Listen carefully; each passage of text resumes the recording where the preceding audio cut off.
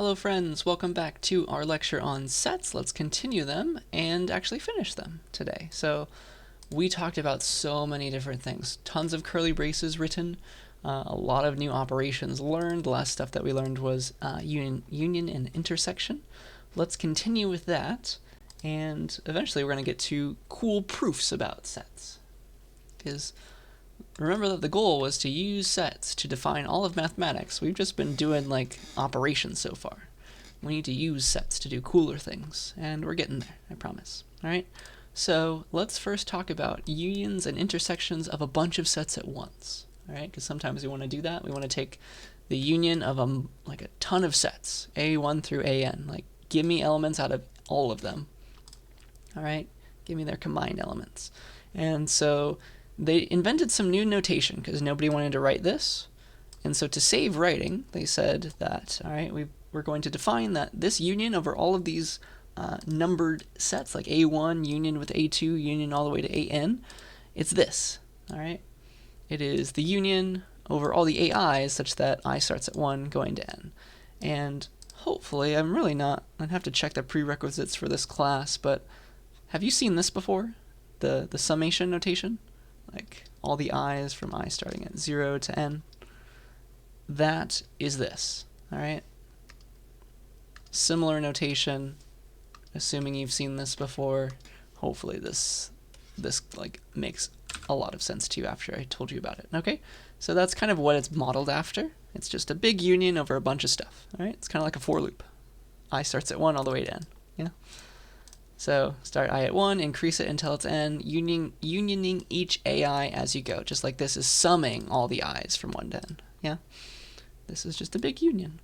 All right? And then you can write the same for intersections. Like if you want to intersect this sequence of sets, A1 through AN, just, all right, for loop in math. I starts at 1, goes all the way to N, intersect every AI into each other. Okay? So take out the thing that only they all share, right? The only common elements are taken out of the intersection. Okay, so with that in mind, it's just a big union, it's just a big intersection. Try it. All right, so let's pretend that AI means the set with two things in it. The first thing is I, and the second thing is 2 times I. Okay, so with that in mind, what is this union? What is the union of all the AIs between 1 and 3? Can you try that?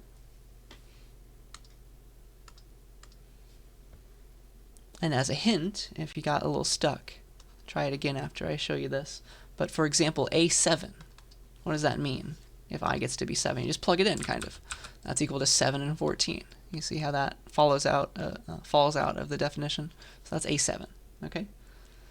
And so with that, what is this big union? Well, it's the union of A1 and A2 and A3. And you could do the union in any order because it's just picking out anything. So what is this? But, all right, what is A1? Well, if I is 1, this is 1 and this is 2. 1 and 2 times 1. All right, so it's 1, 2. Then union that with A2, which is 2 and 2 times 2. 2 and 4. And then A3, which is 3 and 6. Okay? So their union is just union them all together. And sorry, I drew a comma instead of a union symbol. Let me fix that. So that big union is just all of them together. So it's if I try to put them in an order, sets are unordered, doesn't really matter. So 1, 2, 3, 4, 6, I think, are all the elements that I see. So 5 distinct elements out of all these sets, unioning them together. And so that's an interesting result. It's kind of like 5 is left out somehow. Okay, so that is union and intersection over a ton of stuff. Let's now talk about subtraction. Subtraction and complementation. Or complementing? Don't know the full term there. But you can subtract 2 sets. That's a very logical thing to want to do, just like you can subtract 2 numbers. It's called set difference. So if you have A minus B, that creates a set of all the elements X such that X is in A and it's not in B. It's like you're taking out all the stuff that was in B, all right? So A minus B is all the stuff in A, but not in B. So with that in mind, let's go to our favorite set example with a Venn diagram. So 1, 2, 3, 4. So A is the set 1, 2, 3. B is the set 2, 3, 4. What is A subtracted with B? A minus B. What is that difference? Well, A minus B is all the stuff in A but not in B. So all this stuff in A but not the stuff that's in B. So it's just the 1. Do you see that? It's just this. Whee! I was using rainbow last time. Let's stick to that. So this is the difference. All right, all the stuff in A but not in B. It's like, oh, draw a little moon shape. A minus B. That's how you represent that. Okay? That is the idea. So all the stuff in A that's not in B. So that's just the 1. The 1 is the thing that's only A's. Okay? Hopefully that makes enough sense. And then finally, I can talk about this universal set. That thing that I was saying that was implicit this whole time. Where's that? Set contains all the elements mentioned in a particular context is like, what are we really talking about? What are we getting at? So I finally have an example for that. All right? So you have to specify it somehow. Like, what is the universal set? At that point, like you've said that the universal set is all the integers, or something like that. What you can do to a set is you can negate it. You can negate a set by creating its complement. That's A bar. So if you have a set A, you can make the complement of A bar, and that is all the elements in the universe, all the elements in the universe of discourse, such that X is not in A. It's everything that's in the universe, but not in A. So it's essentially subtraction. So A bar is equal to everything in the universe, which is a big set usually, minus A. All right, it's all the stuff in U that's not in A. It's everything outside. All right, so let's see here. Let's see. Yeah, let's give this example. I think that's the best course of action. So let's pretend that A is a set of all the positive integers greater than 10. All right, so A, therefore, what is A? It's the set of all the positive integers greater than 10, so it's 11, 12, 13, right? On and on and on forever. It's that set. It's an infinite set. And let's pretend that the universal set is all of the positive integers, so Z plus. That is the set 1, 2, 3, on and on and on forever. Okay? So now the question is, what is A bar? A bar is all the stuff in the universe, which is Z plus, minus all the stuff in A. So it's all the things in the universe that are not in A. So A gets, you're taking out all the elements of A from this, so like you're chopping them off, they're over here. What's still left over? What do they not share? Well, it's the 1, right? 1 is in the U, it's in the universe, but not in A. 1, 2, 3, all the way to 10, right? Do you see how 11 is kind of ruining the party? That's the last one. Right, because 11 is in A, and that's being taken out, right? It's the complement of A. Everything that's not in A is essentially what the complement means. So everything that's not in A but in the universe is 1 through 10. Okay, so that is how it works. It still makes sense.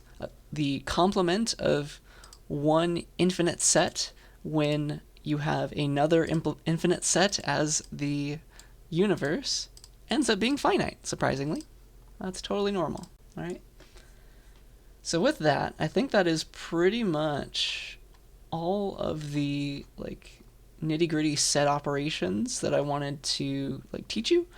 Maybe we'll have one or two after this, but now we can start proving stuff.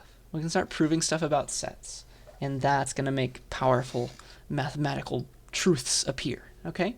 So let me give you some set identities. So remember that set operations, all these things like difference, complement, they're all defined using logic, using for alls, ands, ors, like union, intersection. They're all defined using logical operations deep down.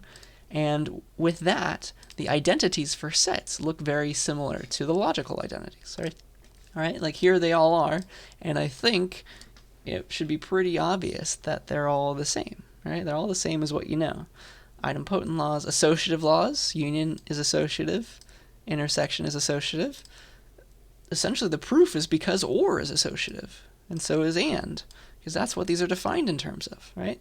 Commutative laws, A union B is the same as B union A, because OR is commutative, right? Deep down, union is defined using OR. Same with AND. And so all of these things, if you think about them long enough, like complement is negation on sets, okay? So with that in mind, this shouldn't be too bad, all right? So for example, let me underline this. Operations are defined using logic, so the identities should look like logic. And yeah, let's prove the first law. Let's prove the De Morgan's law. So De Morgan's law for sets is like the negation of A union B, the complement of A union B is the complement of A intersect the complement of B. So the union got flipped to an intersection, and the complement got like distributed between the two things inside. Okay, you see that? So that's the first De Morgan's law, and the other one is symmetric. Very, very similar to what you know. So this is your theorem. Let me prove this to you, all right? So the way that you prove that two sets are equal, remember, if I scroll back up, one of the ways to do it is to show that all the elements in the first better be in the second one, and vice versa. You show this if and only if relationship. Taking that plus the idea that A union B is defined to be this, like if and only this is true, then A union B is that. With that in mind, here's how you prove that two sets are equal. You say that like you have an element of this one, and then you prove that it must be an element of this one. And you keep that element kind of arbitrary. And that means every element is in the other. Okay, so here's how you do it. You like pretend you have one element. You could write this out a bit more formally. Pretend you have an element. Pretend that X is in the complement of this union. All right, and I'm going to prove through a long chain of if and only ifs that X is also in my goal, all right? And if I keep X arbitrary, it means that every X in here is also in here and vice versa. Okay, that's how the proof unfolds. Just a bunch of if and only ifs. So X is in this guy, if and only if. What is true? How do you make the complement? It's all the stuff in U that's not in A. It's defined as X is in the universe but not in A. Watch. So X is in the complement of A union B if and only if it's not true that X is in A union B. So that's how I got rid of the complement. I turned it into a negation. You see that? That's the idea. This is where we're going with that. All right? So X is in A union B if and only if it's not true that X is in the union, the original A union B, because we wanted the complement, right? The complement is everything that's not in this. That's how you define complement. So there's a negation now, and then we got rid of the complement symbol. And this is all true if we think about the definition of union. Keep the negation, and then what does it mean for X to be in A union B? Well, it means that X is in A or it's in B. Boop, just like that. Let's unfold that definition. So it's not true that, all right, what does it mean for X to be in A or B? A union B, it just means that X is in A, either there, or, and this is logical or, X is in B. That's what it means to be a union. All right, so that's where I'm going with this. And now I have negation, I have ors, I can De Morgan that using normal De Morgan's rules stuff.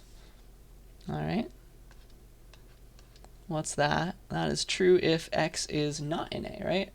X is not in A and X is not in B. But if you didn't know that, it's like it's the negation of this first side ANDed with the negation of the other side, X in B. All right, and so let's see here. You could also replace it like this. You could say that the negation of X in A, that is equivalent to X not in A, but we don't really have any definitions that include not in, so that's the symbol. It's not really useful to include. But I do know something with a negation. That's the complement. Ooh. So if I know that something's not in A, if it's the negation of all that, then I know that it must have been in the complement. If I know that X is not in A, it's not true that X is in A, it must have been in the complement of A.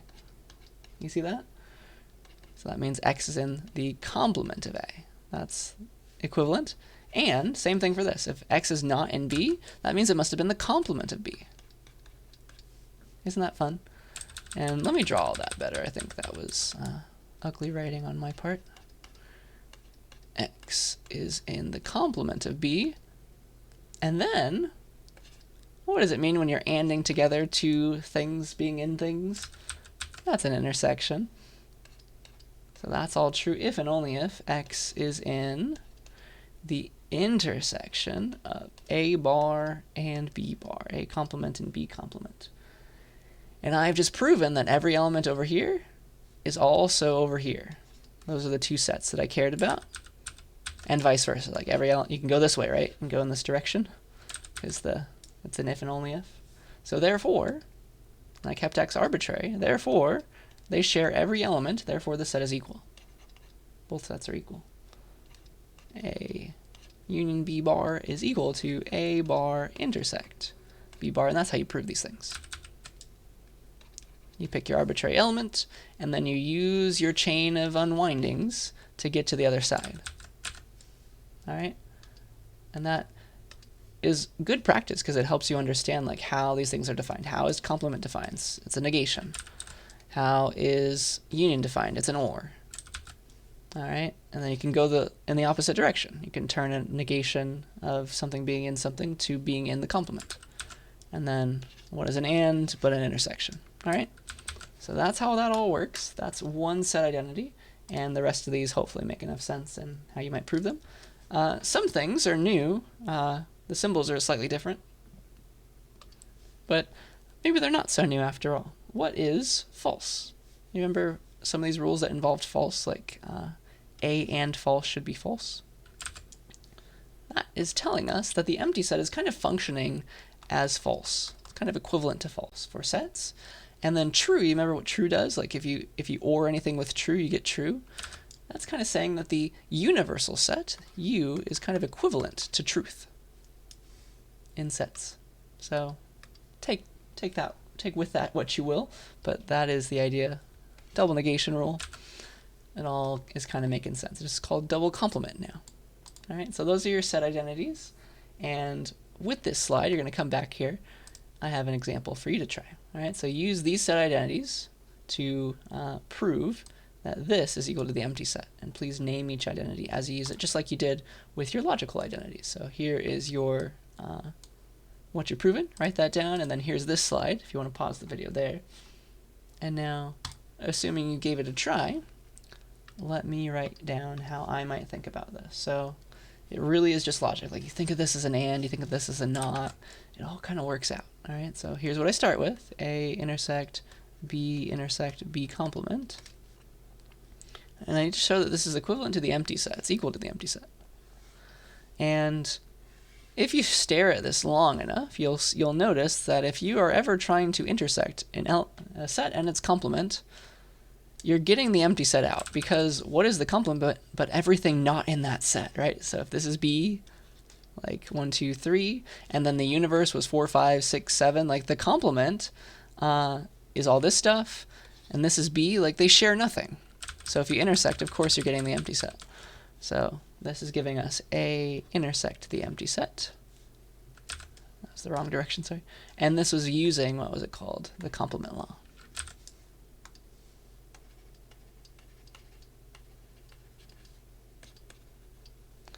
All right, so come on, little tablet. Okay, that looks a little better. Complement law. And then finally, anything intersected with the empty set, there's a rule for that. What do they share? Oh, this side has nothing? Yeah, then they share nothing. All right, empty set as the final answer, and that is the domination law. Okay, so that is a fun example. Hopefully it's making enough sense. Let's keep talking about new stuff. This is something that you can build out of sets. Like, you want to do math with set theory, right? So how do you like make coordinates so you can graph them? This is called an ordered pair. An ordered pair looks like this. It's just A first, then B second. Sets do not have order, right? I don't know if I mentioned this enough, but the set AB, it's just the list of stuff. A set is just a list of what's in it. So AB is equal to the set BA. The order does not matter in the set. It's just, is it there or is it not? All right? So in ordered pair, if we're going to define mathematics, using sets only, then how do we define order with sets, right? So these are secretly going to be sets, because that's what everybody wanted to have happen. And so here's how you can secretly define the ordered pair AB. You never have to think about this again, but I'm just showing you how people are defining all of mathematics with set theory. So how do you know that A comes first? Well, here's the trick. You keep AB as a set, but then you put the first element in a set by itself, and you make a set with both of those things. So the ordered pair, A then B, is going to be the set containing just A, and then the set containing the whole thing. And that's how you know that A came first. All right? The smaller thing is the first thing. And that's how you make an ordered pair. All right? Using set theory. It's a funny little trick, but it works, and that's how you can define all of mathematics. So that is part of something. An ordered pair is an element of something called a Cartesian product of sets. All right? Named after René Descartes. So the Cartesian product of two sets is the set of all the ordered pairs where the first thing is from the first side of it, the A, and then the second thing is from B. So you write it as A cross B, okay? So that's the set of all the ordered pairs where the first element's in A and the second element's in B. So for example, if A is 1, 2, it's that set, and B is ABC, then what are all the elements of A cross B? It's all the ordered pairs you can make with one element from here and another element from here. So there's going to be 6 options, right? So A cross B, all the elements of A cross B are, well, ordered pairs, where the first thing's from here and the second thing's from here. What are all the possibilities? Well, I could take a 1 and then I could take an A, or I could take a 1 and I could take a B, or I could take a 1 and I could take a C. And then finally, I've exhausted all the options for taking a 1, so let's take a 2, and then I could take an A, B, or a C with the 2 first, right? 2A, 2B, 2C. Yeah? Hopefully that makes sense. So, order really matters in Cartesian products. Like, it's A cross B, not B cross A. Those are different things. So, like, 1, comma A is not the same as A, comma 1. Order matters in ordered pairs, right? Because this is how they're defined. They're not the same set, right? If you unpack that definition. And so that's how you make Cartesian products, and then now you can graph stuff, because what are coordinates on a graph but elements of R cross R? Yeah? Now you can graph things. It's cool. So that's the idea. That's Cartesian products. And you can make a 3D coordinates if you want. You can cross together as many sets as you'd like. You can make an ordered triple, for example. Those are elements A, B, C, where the first thing's from the set A, the second thing's from the set B, third thing's from the set C. Okay? You can define ordered triples, totally fine, just the order matters. So you're going to have 3 elements in your triples, and the first thing better be from A, the second thing better be from B, the third thing better be from C. All that stuff is very mandatory. And then you can generalize that to be any size. Like, you can make ordered quadruples, ordered quintuples. We call those n-tuples, right? N-tuples are just Cartesian products for more than 2 sets, okay?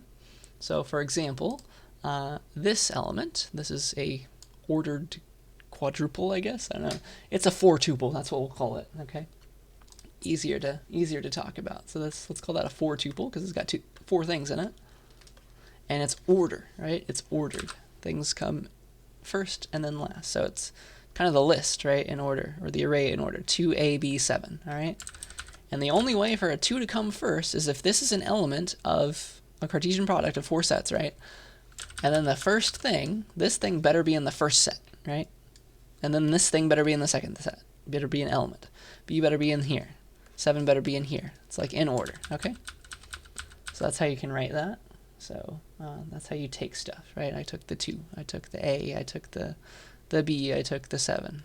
And you can make as many other pairs as you would like. Like, what is also in this? You can do like 1, B, C, 8. That's also another element of that ordered pair, okay? Of that Cartesian product, that 4-tuple. So that is the idea. And instead of writing 2AB7, you can write it as a string. You can just write 2AB7. It's a bit cleaner sometimes, depending on what you're being asked about. So these 2 things are equivalent. I think I'll specify which one I want in your homework or on a test.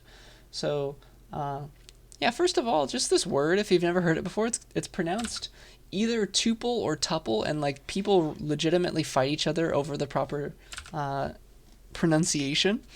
And so I'm going to pronounce it as tuple because that's how I learned it, and that's just how it's going to work, all right? Tuple is either pronounced, sorry to give you an English lesson in a math class, tuple is pronounced as either tuple, like quintuple, quadruple, kind of rhymes with that, tuple, or other people say tuple, like quintuple, right? It's either quadruple or quintuple, and like they're not sure which one to take, so other people do it this way, tuple. Okay, I'm going to say tuple. That's just how I learned it. That's how my first professor used the term, so that's what I'm teaching you. But yeah, that's Cartesian product. So, all right, 2 questions for you now. Here's some sets, A, B, and C. I would like you to write out all of the elements using n-tuple notation, and then again using the string notation of this big set. So it's the union of A cross B and A cross C. So can you make all those they're ordered pairs, right? Ordered pairs because you're only crossing together 2 sets. What are all of them together? Okay, so give that a try. And then also tell me what B squared is. And B squared, by the way, it's another way of writing B cross B. Isn't that cute? So yeah, try both of these and then I'll give you my answers. Let's see here. All right, so if we're unioning together 2 things, let's get these 2 things first. What in the world is A cross B?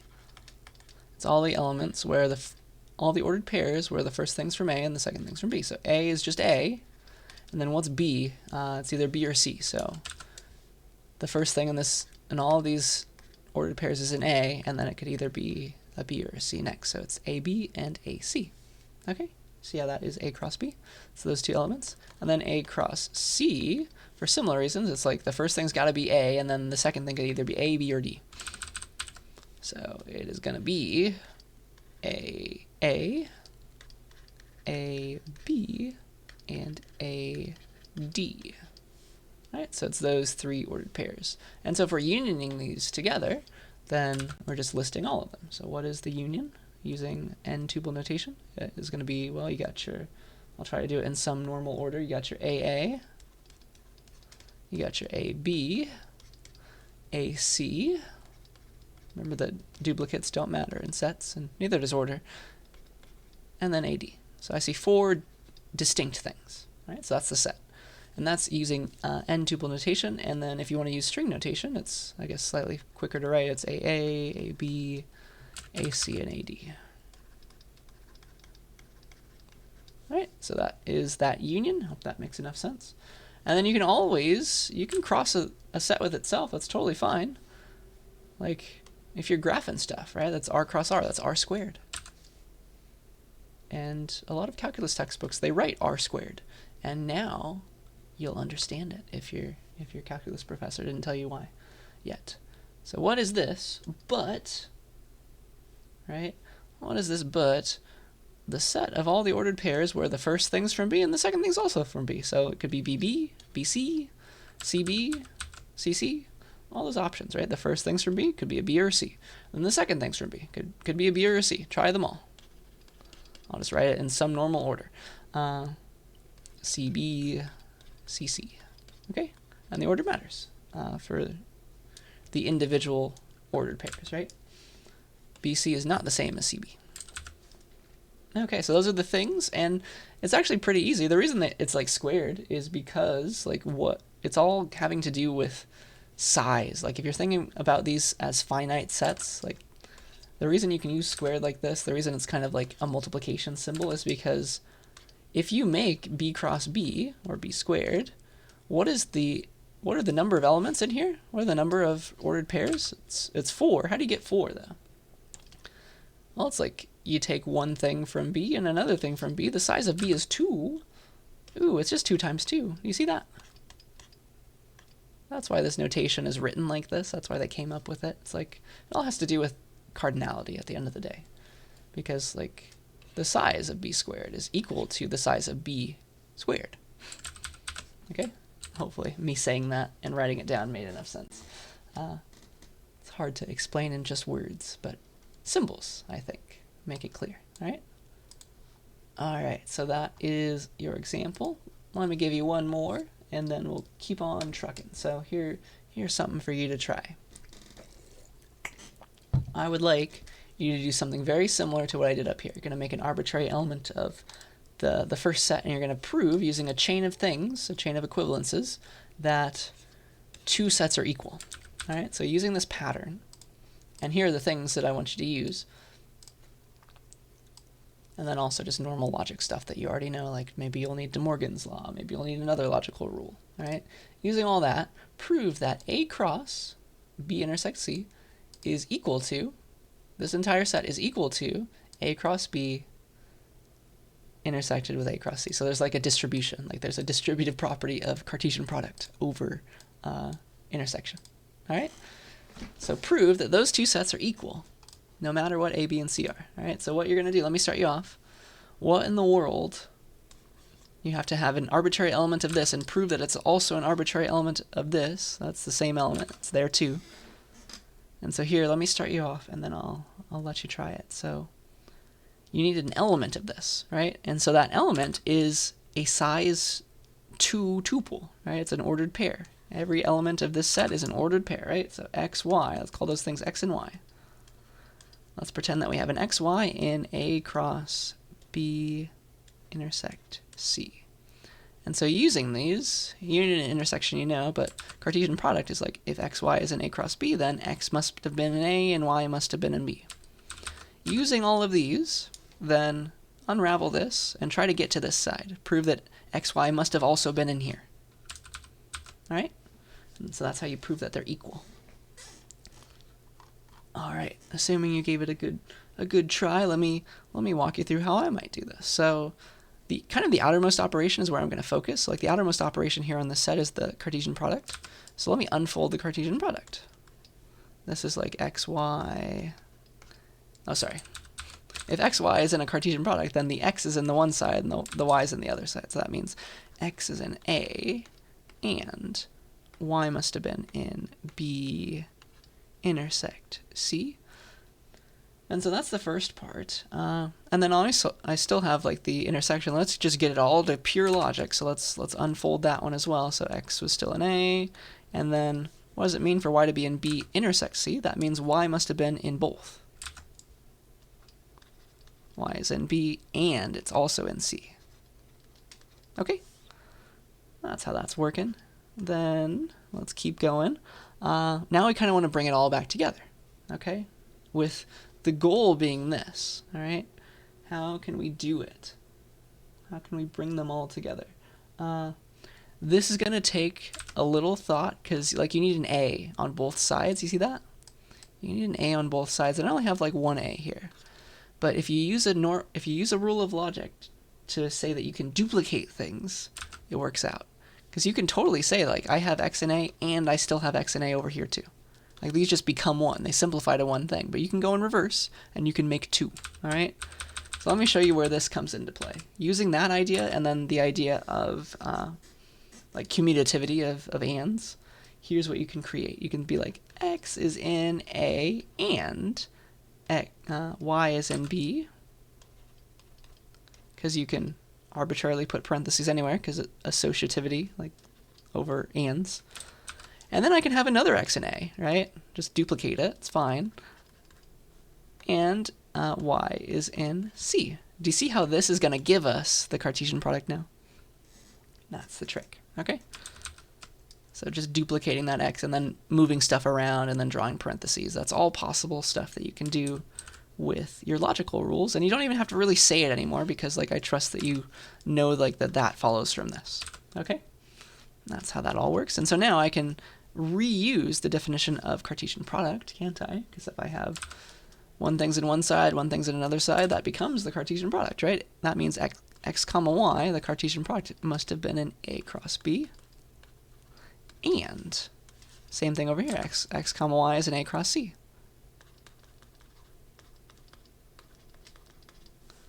Okay?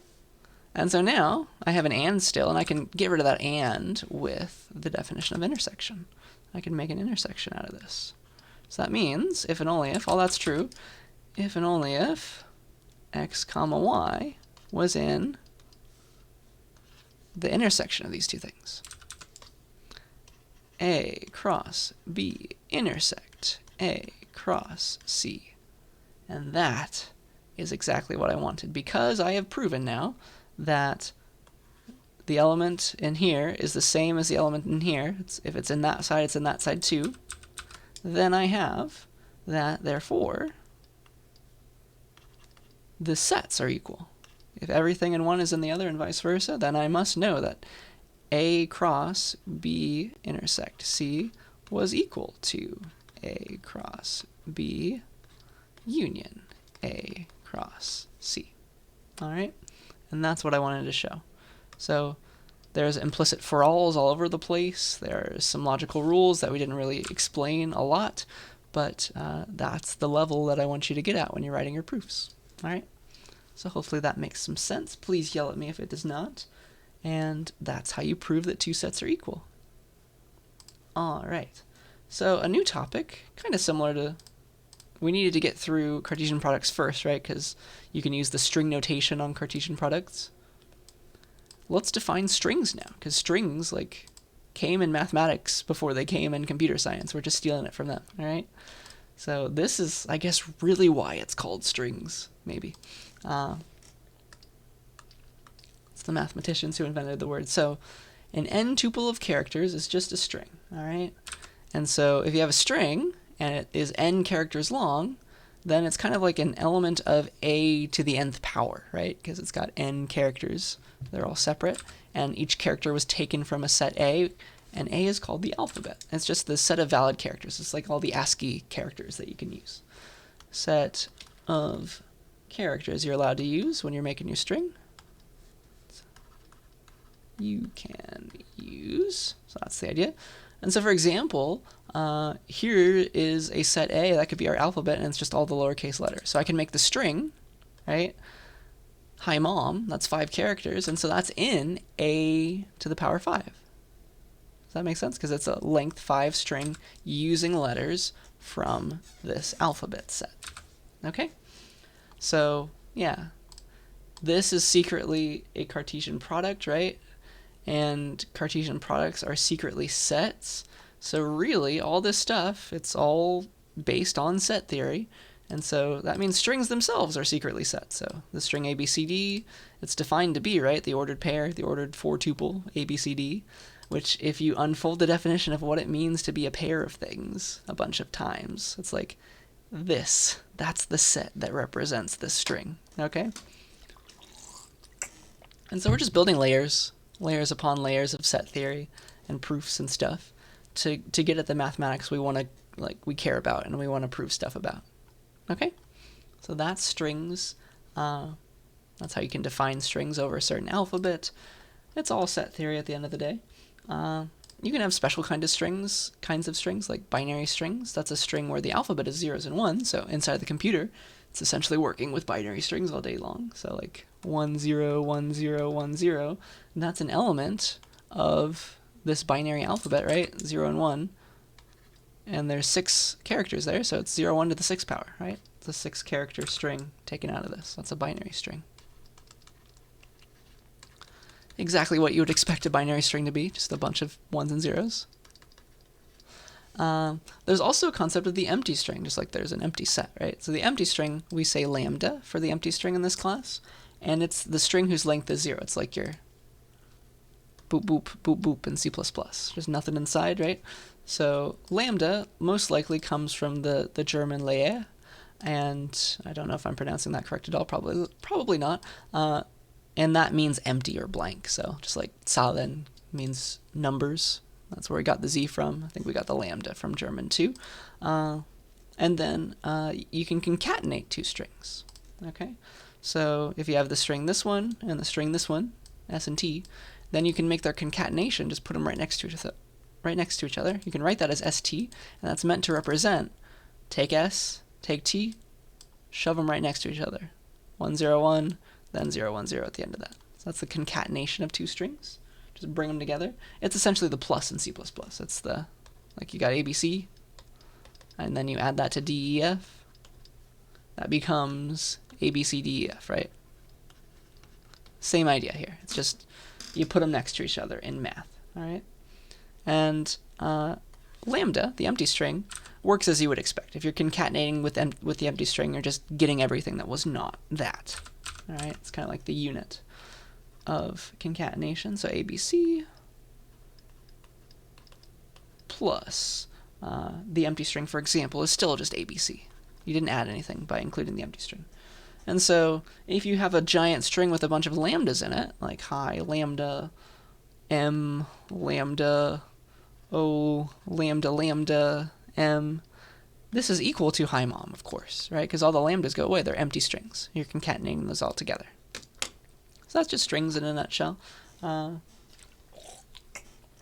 we have a mathematical foundation for them. They're really just Cartesian products at the end of the day. They're n tuples. All right, so that's string stuff. A new topic is called partitioning. You can have a set and you can talk about, like, let's make cool stuff. Let me section off this set into different partitions, right? For example, I can partition the set into, like, the cat and the raccoon, and the koala and the squirrel, and then just the dog by itself. So I can make 3 separate sets out of this set, and that's called a partition, all right? It involves making disjoint sets, though, so let's talk about that first. So you have 2 sets. They're called disjoint if they have nothing in common. So their intersection is empty. So for example, like this little set and this little set, they share nothing. Therefore, they are disjoint. They're all part of C, though, of course. Just pretend they're separate right now. So I can make 3 separate sets. This could be A1, this can be A2, and A3. Each of them are disjoint from each other.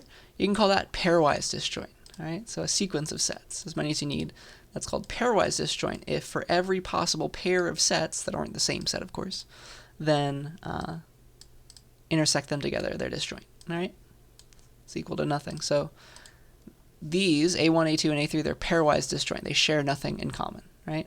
So this one's disjoint from that one, is disjoint from that one. Just try every possible pair of them. They share nothing, none of them. All right, so those are called pairwise disjoint sets. And once you have those under your belt, you can make a partition. So a partition of a set is exactly what I just drew, but to make it formal, you have to say that all those partitions are non-empty. So a partition of a set is a collection of non-empty subsets. Right, so A1, A2, and A3 in my example, they must not be empty. And then each element of S better be in exactly one of the subsets. So that means they're disjoint, right? They're pairwise disjoint. So if you want to explain that in math, that means A1 through AN is a partition of a set S if and only if each partition is a subset of S, each partition is non-empty, each partition, they're all pairwise disjoint with each other, they don't share anything in common, and then the whole set was equal to their union, all right? So that just means you did a good job, you separated the set into a bunch of non-empty subsets that don't share anything. So that's how you partition, like I want to take this chunk, do something this chunk and this chunk, all right? That's how you define it in math, but I think in your head, I think you understand exactly what that all means, right? That's what it means to be a partition. So, yeah, for example, this was my partition of this set containing raccoon, koala, squirrel, cat, and dog. I made A1 be, that was the koala and the squirrel.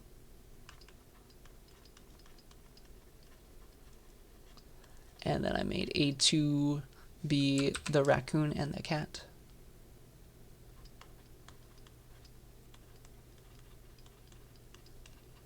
And then I made A3 be just the dog. Okay, and so this is a partition. You can check, like they're all subsets of the original set C. None of them are empty, right? They're all holding something. They're all pairwise disjoint. They don't share anything. And then their union, if you union them all together, you get the whole thing of C, right? I didn't leave anybody out. That's what it means to partition a set. And usually that's quite useful. Like you can consider those partitions differently in your proofs, for example. Proof by cases. And so again, pairwise disjoint, let's pretend like this is 1, 2, 3. This is 4, 5, 6. Call this the set A, call this the set B. These are pairwise disjoint sets because, or sorry, they're just disjoint sets, excuse me. A and B are disjoint sets because if you take their intersection, they have nothing in common. It's empty. Okay? So that's a partition. And so with that in mind, you're going to come back to this slide for sure. Let me have you try this question where you go through all of these terms and try to keep them straight in your mind. It will be very helpful for a test. So again, using these definitions of partitions, here are 4 sets, and I believe they are all infinite sets. So here's a bunch of rational numbers that are less than 2 strictly, or sorry, less than -2 strictly. B is the set of all the real numbers, not rational numbers. A is all the real numbers such that x is less than -2. B is all the real numbers such that x is greater than 2. And then C and D also, I think, make enough sense. C is all the real numbers such that the absolute value of x is less than 2. D is all the real numbers such that the absolute value of x is less than or equal to 2. Okay? So see if these form a partition, A, B, and C, and see if A, B, and D form a partition. And we're partitioning the real numbers, right? So think of this in terms of like the number line. Do these partition the number line? All right? So that's the idea. So give that a try, and let's come back and I'll show you my answer. Okay, so do A, B, and C form a partition of R? Well, R is the number line.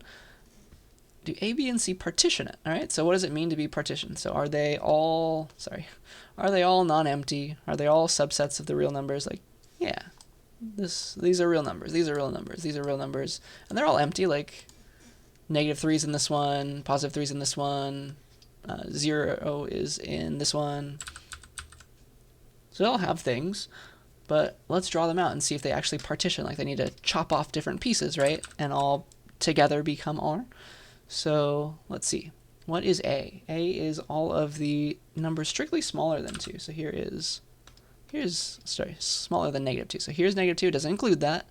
A is everybody over here for the end until the end of time. So that's A.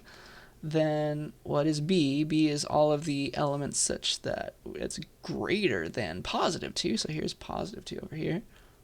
I guess we got 0 in the middle. Why not? So this is B is not including that. So B over here. That's B. And then C is all of the elements of R such that their absolute value, so their distance from 0, is strictly smaller than 2. So C is everybody over here, strictly smaller than 2, and everybody over here is strictly bigger than -2. So that's C. And do you see how, no pun intended, -2 and 2 are not included? A partition, to be a partition, they have to union together to be the whole set. Do A, B, and C union together to be all of R? No. You're missing 2 numbers. So the answer is no. Their union, A union B union C, misses these elements, -2 and +2. All right? That's the idea. And so with that in mind, how about A, B, and D? A and B are normal. D is all the elements that are strictly less than or equal to 2. So that's going to include these guys. So D, this is D, it looks like this, right? It includes them, filled in circle. That's D. That makes a partition. If you check you have to check all the rules, right? But they really do work out. So they're all subsets, non-equal, pairwise disjoint. They union together finally now to be the whole thing. So you have to check all those conditions to make sure that it really is a partition. But the answer is yes. Why? All of those sets, A, B, and D, they're all subsets of R. They also are pairwise disjoint. They don't share any elements. Right? The drawing made it kind of apparent. Their union is the whole thing. Their union is R. A union B union D is in fact equal to R. It's every real number. It's the whole number line. And then also every subset is not empty, right? It's useless to make an empty partition, right? So they're all non-empty. And that's what it means to be a partition. All right? So that is hopefully a good example that helps you understand these rules. So please yell at me if you have any questions about this stuff. And hopefully there's nothing wrong with the video this time. But let's keep on trucking. So last slide of the lecture today. Let me show you sets in programming, right? So in C++, you have sets. And now you kind of know why they're called sets, don't you? So like here is, for example, we got containers set and an unordered set, right? Both of these do set things. There's also multi-set. If I scroll down, you'll notice that some of these have things in common. I think there's a union somewhere. It might be in the algorithm library, but it's all here. It represents things that have no duplicates, right? That's what sets are. So set of some type is implemented as a balanced binary search tree, just in case nobody told you that in CSCI 41. That's what set is, and so that means if you're looking up something in a set, is it there or not? It's a logarithmic time operation because it's balanced, guaranteed to be balanced. Unordered set is a hash table, and it has the same operations, it's just implemented slightly differently. So it's faster for some things like lookup, all right? So it's a constant time lookup for unordered set. If you really need to get things out in order, there's like, you can make range queries and go from biggest to smallest or smallest to biggest. Set is your friend. That keeps the ordering because it's a binary search tree and you can go and use an in-order traversal, for example. Hash tables have no ordering. So they lose that, but you gain a faster lookup on average. Okay, so that's just bringing it all back to programming. And one last cool thing that I want to do for you is let me formalize what it means to be a set in Racket. What a formalization means is we are making a very easy to understand implementation. It's not perfect, like it's not going to be logarithmic, it's not going to be constant, it's going to be horrible speed, but it's going to make sense. All right, so we're going to model sets, unions, and intersections. Maybe we'll need some helper functions like is something in something. Let's remove some duplicates. So here is the sample file that I made for you, and then I'll introduce your lab. All right, so what we'll do in Racket, because it's a Lisp, it's a list programming language, we're going to model sets as lists, all right? And here is me doing stuff. Let me scroll down. So I'll make some sets out of lists. I'll have make set operations. Those will take some lists and remove their duplicates, of course. So that's what it means to create a set. It's just a list of non-duplicated things. And once I make the set, it should be printing out in a normal way. So let me run that part at least. I'll scroll up. Racket sets.racket. Here's what the output should look like. I think it'll make enough sense. So like A is 1, 2, 3, because it's made from L. It's just all the elements that are not duplicates. And then B is made from all these elements. Of course, duplicates don't matter, or it doesn't matter, so B will become 2, 3, 4. And then I'll make an is it in operation. Remember that all the operations in Racket come first. They're function names. And you can have any, like you don't have to use ASCII characters. You can use fancy characters in Racket. It's really cool. The only thing you can't use is a parenthesis, because that's the only overloaded thing, right? So I can check if something is in a set with the member function. I'll get into that in just a second. It's like I can check if 1 is in A, 1 is in B, 1 is in A, but 1 is not in B because B is 2, 3, 4. And then I can create the union and intersection. So the union will look like this, and it will be 1, 2, 3, 4. And then their intersection is going to be, if I run it, it'll be a function called intersect symbol. It'll just be 2, 3. Okay, because that's 1, 2, 3, and 2, 3, 4. So now let me take you through that implementation. What does it mean to make a set? Well, to make a set from a list, it's just like if we're using lists to represent the set, let's just remove all the duplicates. Here's how you remove all the duplicates. It's a silly, I think, recursive function. Let's see here. Yeah. So, oh no, it's not recursive, sorry. So here's a list. Let's remove all the duplicates. If the list is empty, then there's nothing to remove. There's no duplicates of non-existent things. Otherwise, if we have a non-empty list, let's split this up into, okay, yeah, it is recursive. I knew it. So we'll split this up into the first element, so like for this example, the 1, and then the rest of the list, the 2, 2, 3, 3. Because we're trying to remove all the duplicates. And so if I just took a 1, well, let me get rid of the 1 from the rest of the things. There are no more 1s, but just imagine we took the 2 and we want to get rid of the 2 from the rest now. What that means is we want to filter it. Remember that? You can filter things that are not equal to that original element. So get rid of all the 2's if first is equal to 2 from the rest of the list. And that will ensure that this first element is the only time that element appears in the final answer. All right? If you think about this long enough, it'll make sense, and I'd be happy to draw it for you, what's going on in office hours. But this is removing duplicates, and so it's making a new rest. It's doing that, going through and getting rid of those duplicates as well from anybody else there. But now we have this first element, which we're guaranteed to not appear in the rest, and then we'll just make a final list that includes it and the filtered rest of the list. That's the recursion. All right, so that's how you remove duplicates. And so to make a set, you just remove all the duplicates, and so that's how we're getting the 1, 2, 3, 2, 3, 4, all that stuff. And now you can use list operations on these lists to see normal things, right? So member, for example, if you want to check if X is in S, that's how you read it, and return true if that is the case, then you can just use an if statement. Use the member function on lists. Is X an element? Is X a member of the list that you gave? So like, is 1 an element of A? Yeah, of course it's there. It's a member. So just use the list operation that was already implemented for you by the library people. And then what does it mean to union together two sets? If they're represented as lists, just concatenate them, append them to each other, and then get rid of any duplicates. 1, 2, 3, 4. Isn't that nice? So that's that. And then intersection is a bit fancier. You just have to make sure that it's in both, right?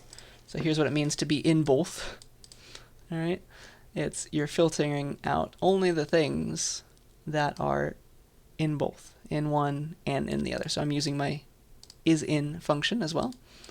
And then I'm going through every possible element. So I'm actually computing their union inside of the computation that creates the intersection. It's like for every element, is it in both S1 and S2? If so, keep it. Filter only those. All right?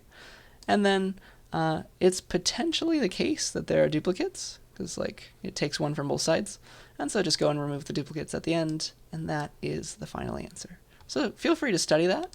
Of course, I'm not going to test you on racket code, but that's how you can formalize what it means to be a set. All right?